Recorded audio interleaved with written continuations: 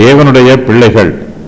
நாம் தேவனுடைய பிள்ளைகள் என்று அழைக்கப்படுவதனாலே பிதாவானவர் நமக்கு பாராட்டின அன்பு எவ்வளவு பெரிதென்று பாருங்கள்.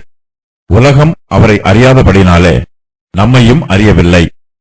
நாம் தேவனுடைய பிள்ளைகளாய் இருக்கிறோம். தேவன் நம்முடைய பரலோக பிதாவாய் இருக்கிறார். தேவன் நம்மை தம்முடைய பிள்ளைகள் என்று அழைப்பது நமக்கு கிடைத்திருக்கிற மிகப்பெரிய சிலாக்கியம். அவர் நம்மை தம்முடைய பிள்ளைகள் என்று அழைத்து நமக்கு பெரிதான அன்பு பாராட்டி இருக்கிறார். அப்போஸ்தலர் யோவான் இந்த சத்தியத்தை சொல்லும்போது, தேவனுடைய பிள்ளைகள் என்று அழைக்கப்படுவதனாலே பிதாவானவர் நமக்கு பாராட்டின அன்பு எவ்வளவு பெரிதென்று பாருங்கள் என்று சொல்லுகிறார். நம்முடைய தேவன் நித்திய பிதாவாக இருக்கிறார். அவர் நமக்கு பெரிதான அன்பு பாராட்டுகிறார். அவர் தம்முடைய அன்பினாலேயே நம்மை தம்முடைய பிள்ளைகள் என்று அழைக்கிறார். கர்த்தர் பரிசுத்தர், நாமோ அசுத்தர். ஆனாலும் அவர் நம்மை தம்முடைய பிள்ளைகள் என்றும் தம்மை நம்முடைய பிதாவானவர் என்றும் அழைப்பதற்கு வெட்கப்படவில்லை. நாம் தேவனுடைய பிள்ளைகள் என்று அழைக்கப்படுவது நமக்கு கிடைத்திருக்கிற பெரிய சிலாக்கியம். இது விசுவாசிகளின் மேன்மை.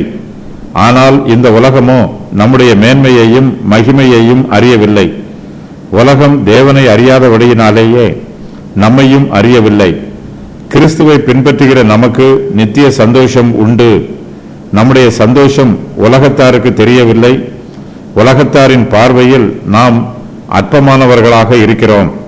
இந்த உலகத்தாரின் பார்வையில் நாம் சாதாரண ஜனங்களாக இருந்தாலும் கர்த்தருடைய பார்வையிலோ பரலோகத்தின் மேன்மைகளை சுதந்திரிக்கிற விசேஷித்த பிள்ளைகளாய் இருக்கிறோம். இந்த உலகத்தாருக்கு இந்த உலகத்தை பற்றி மாத்திரமே தெரியும். வரப்போகிற பரலோகத்தை பற்றி அவர்களுக்கு தெரியாது. கர்த்தருடைய பிள்ளைகளுக்கு இந்த பிரபஞ்சம் நித்திய வாசஸ்தலம் அல்ல. பரலோகமே நம்முடைய நித்திய வாசஸ்தலம். நம்முடைய பிதாவானவர் நம்மை தேவனுடைய பிள்ளைகள் என்று அழைக்கிறார். நமக்கு அன்பு பாராட்டுகிறார். ஆனால் இந்த உலகத்தாரோ நம்மீது கோபமாக இருக்கிறார்கள்.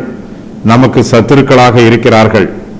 நாம் இந்த பூமியிலே அந்நியரை போலவும் பரதேசிகளைப் போலவும் சஞ்சரிக்கிறோம். கர்த்தருடைய பிள்ளைகளாகிய நமக்கு இந்த உலகத்திலே உபத்திரவங்கள் உண்டு.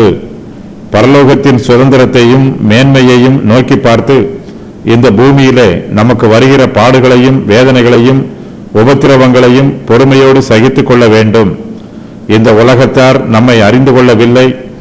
அவர்கள் கர்த்தரையும் அறிந்து கொள்ளவில்லை.